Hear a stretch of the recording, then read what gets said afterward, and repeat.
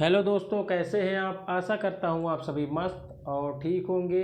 आज हम आपके लिए क्लास 12th हिंदी के जो काव्य बोध है उसके बहुत ही महत्वपूर्ण वस्तुनिष्ठ प्रश्न लेकर आए हैं। तो चलिए देख लेते हैं। हमारा पहला क्या है। 10वां रस माना जाता है तो किसे माना जाता है।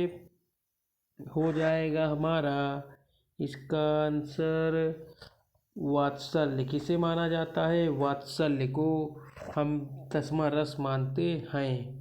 किसको मानते हैं 10वां रस। वात्सल्य को। उत्तेजना के मूल कारण को कहते हैं तो क्या कहते हैं उत्तेजना के मूल कारण को।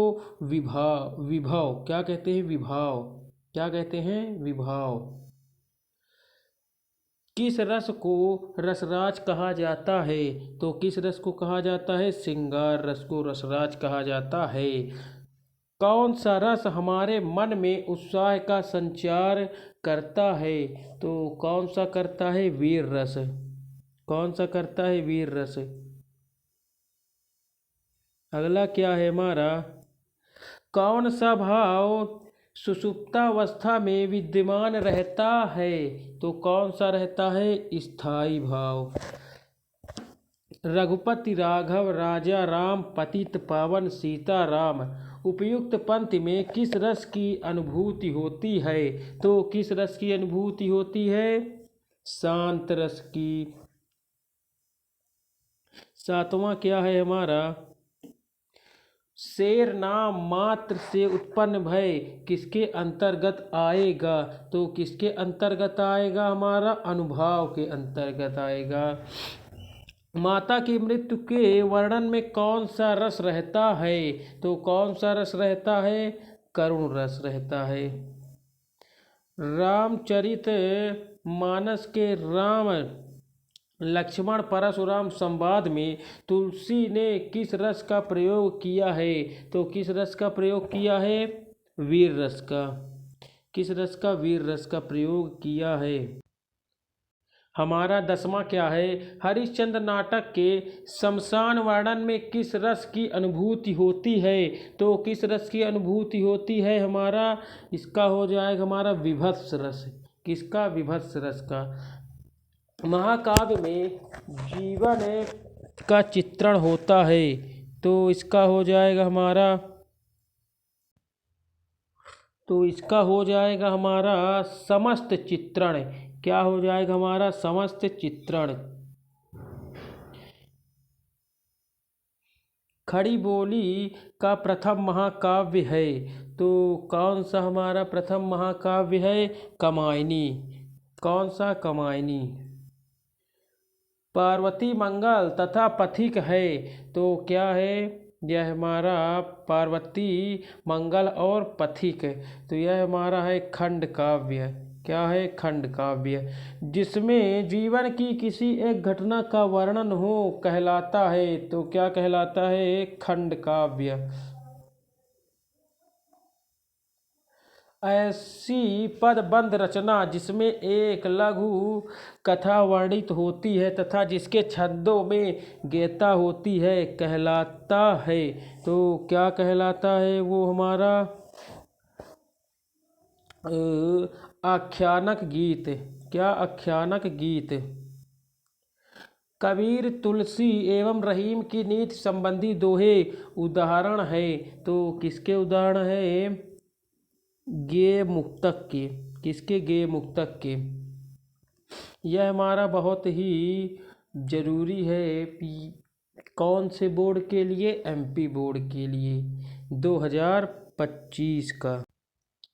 वक्रोक्ति काव्य से जीवितम परिभाषा है तो इसका हो जाएगा हमारा कुंतक। किसका। कुंतक का। सर्वाधिक लोकप्रिय महाकाव्य है तो कौन सा सर्वाधिक लोकप्रिय महाकाव्य है। रामचरितमानस। यह तो हम लोग स्वाभाविक ही जानते हैं क्योंकि हम हिंदू जो ठहरे। काव्य काव्य की शोभा बढ़ाने वाले शब्द कहलाते हैं। तो क्या कहलाते हैं? अलंकार कहलाते हैं। जहाँ शब्द चयन द्वारा कथन में सौंदर्य आता है वहाँ होता है, क्या होता है? शब्दालंकार होता है। काव्य के अर्थ और भाव को चमत्कार पूर्ण बनाने वाले अलंकार कहलाते हैं। तो क्या कहलाते हैं? अर्थालंकार। लक्ष्मी थी या दुर्गा थी, वह स्वयं वीरता का अवतार में अलंकार है। तो कौन सा अलंकार है इसमें? तो इसका हो जाएगा हमारा ब नंबर, संदेह अलंकार। चंद के भरम होत मोद है कुमुदनी को उदाहरण है। तो यह किसका उदाहरण है? किसका उदाहरण है? भ्रांतिमान अलंकार का। मोहब्बत एक मीठा जहर है, इस काव्य में अलंकार है। तो कौन सा अलंकार है इसमें? विरोधाभास। उपमेय के अंगों अथवा अवयवों पर उपमान के अंगों अथवा अवयवों का आरोप कहलाता है। तो इसका हो जाएगा हमारा सांग रूपक। कविता के शाब्दिक अनुशासन को कहते हैं, क्या कहते हैं? द्वंद्व। छंद के प्रकार हैं, कितने प्रकार हैं? 2 प्रकार। मात्रा की गणना के आधार पर जिस छंद की रचना होती है उसे कहते हैं, यह हम सब लोग जानते हैं। इसका हो जाएगा हमारा मात्रिक छंद। कवित्व के प्रत्येक चरण में वर्ण होते हैं। तो कितने वर्ण होते हैं? इसका हो जाएगा हमारा 28।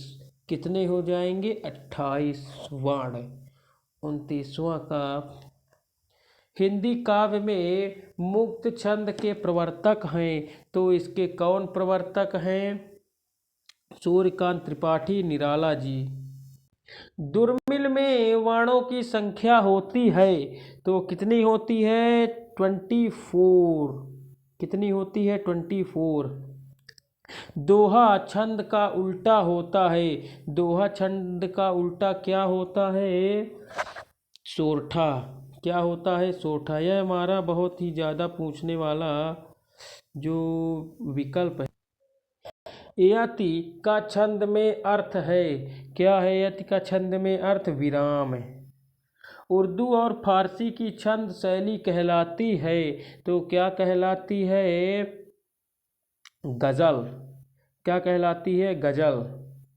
मात्रिक छंद का उदाहरण है। तो मात्रिक छंद का कौन सा उदाहरण है? मात्रिक छंद का उदाहरण है सोरठा। क्या है? सोरठा। माधुर्य काव्य गुण किन रसों में पाया जाता है? तो किन रसों में पाया जाता है? श्रृंगार रस में। काव्य गुणों की संख्या कितनी मानी गई है? तो कितनी मानी गई है? 3 मानी गई है। कितनी? 3 मानी गई है। जिन काव्य गुण विशेष के कारण सहृदय का चित्त व्याप्त हो जाता है, अर्थात सहृदय के चित्त में अर्थ पूरे का पूरा रम जाता है, उसे कहते हैं। तो क्या कहते हैं? प्रसाद गुण। कौन सा गुण? प्रसाद गुण।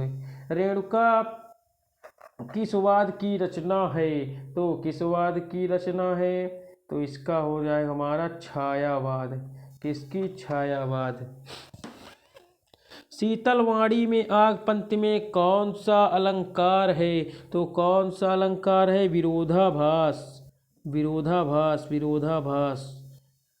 तो यदि आपको वीडियो अच्छा लगा तो हमारे वीडियो को एक सब्सक्राइब जरूर करें। धन्यवाद।